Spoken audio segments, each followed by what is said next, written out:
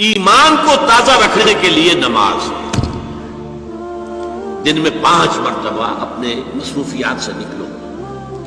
صبح کی نیند بڑی سہانی ہوتی ہے، اسے توڑ کر اٹھو اور اٹھو اللہ کے حضور میں حاضر ہو، کھڑے ہو جاؤ، وضو کرو، کھڑے ہو جاؤ، نماز پڑھو، اللہ سے اپنا عہد جو ہے تازہ کرو.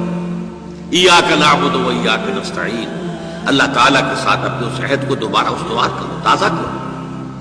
بڑا پیارا شعر ہے حفیظ جالندری کا کہ سرکشی نے کر دیے دھندلے نقوش بندگی، آؤ سجدے میں گریں لوح جبیں تازہ کریں. لوح کہتے ہیں تختی کو، جیسے تختی ہوتی تھی ہم لکھتے تھے پھر تازہ کرتے تھے اسے، اس کے اوپر پھر دوبارہ گاچھوئی سے اس کو دوبارہ جو ہے تاکہ اس پر لکھا جا سکے. تو یہ لوح جبیں جو ہے یہ ہماری، اسے رکھو زمین پر تاکہ اس میں بندگی کا جو نقش ہے وہ تازہ ہو جائے. اس لیے کہ ہماری سرکشی جو نفس کی سرکشی ہے، ان النفس لامارۃ بالسوء، اس نے ہماری یہ بندگی کے جو آثار ہیں، جو نقوش ہیں، انہیں کمزور کر دیا، دھندلا دیا.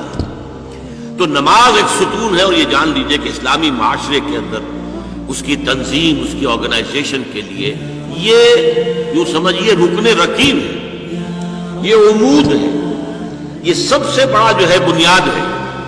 اب آپ کو معلوم ہے کہ اسلامی معاشرے میں ایک فرد ہے مسلمان، اس کی زندگی بھی اگر وہ نمازی ہے اور نماز کا حق ادا کرتا ہے، اس کی زندگی گویا کہ نماز کے گرد گھومتی ہے. اس کا سارا نظام الاوقات جو ہے نماز کے حوالے سے طے ہوگا. فلاں کام کرنا، اچھا بھائی عصر کی نماز کے بعد. وہ کوئی ایسی اپائنٹمنٹ نہیں کر سکتا کہ جس میں عصر کی جماعت جو ہے اس کا معاملہ جو ہے وہ خطرے میں پڑ جائے.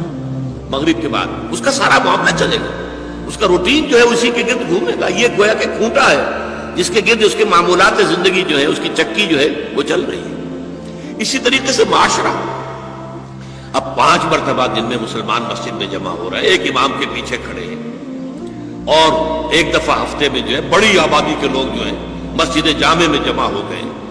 یہ اسلامی معاشرے کی ایک تنظیم ہے. سال میں 2 مرتبہ جو ہے آبادی سے باہر کسی بڑے کھلے میدان میں لوگ چلے گئے ہیں عیدین کے لیے، اور سال میں 1 مرتبہ جو ہے پوری دنیا سے کشاں کشاں کہاں کہاں سے گورے بھی اور کالے بھی اور پیلے بھی مسلمان کہاں کہاں سے چلے آ رہے ہیں، ہر مسلک ہر فقہ کے ماننے والے. یہ ایک تنظیم ہے جو نماز کے گرد اور حج کے گرد ہو رہی ہے. اور یہ نماز جو ہے در حقیقت بندے کا تعلق اللہ کے ساتھ استوار کرنے کا سب سے بڑا ذریعہ ہے. اس لیے کہ ہمارے معمولات جو ہیں وہ ہمیں اللہ سے غافل کر دیتے ہیں، ہم گم ہو کر رہ جاتے ہیں. بڑا پیارا شعر ہے اقبال کا، کافر کی یہ پہچان کہ آفاق میں گم ہے، مومن کی یہ پہچان کہ گم اس میں ہے آفاق. آفاق میں گم ہو جانا، میرا یہ کام ہے، یہ کام ہے، یہ کام ہے، یہ کام ہے، یہ کرنا، وہاں جانا، وہاں سے وہاں جانا، وہاں سے وہاں جانا، ایک چکر ہے، ایک روٹین ہے. انسان گم ہو گیا، کہاں خدا کا خیال، کہاں آخرت کا خیال، آئے گئی گم ہو گیا. اور ایک وہ ہے کہ جو گویا کہ دنیا میں رہتا ہے، بازار سے گزرا ہوں، خریدار نہیں ہوں، دنیا میں رہو اور دنیا میں گم نہ ہو جاؤ، بلکہ دنیا تمہارے اندر آ جائے، تمہارے قابو میں آ جائے، تمہارے تابع ہو جائے، تمہارے سارے معمولات تمہارے اپنے فیصلے کے، تمہاری خودی کے تابع ہو جائے. یہ کیفیت ہے در حقیقت کی جو مطلوب ہے. اسی لیے فرمایا حضرت موسیٰ علیہ السلام کی پہلی جو حاضری ہوئی تھی اور اسی میں انہیں رسالت عطا ہوئی، تو اس کی پہلی وحی سورہ طٰہٰ کے شروع کی آیات میں ہے، وَأَقِمِ الصَّلَاةَ لِذِكْرِي. دیکھو میری نماز میرے ذکر کے لیے، میری یاد کے لیے نماز کو قائم رکھو. الصلاۃ عماد الدین حضور فرما رہے ہیں، یہ دین کا ستون ہے.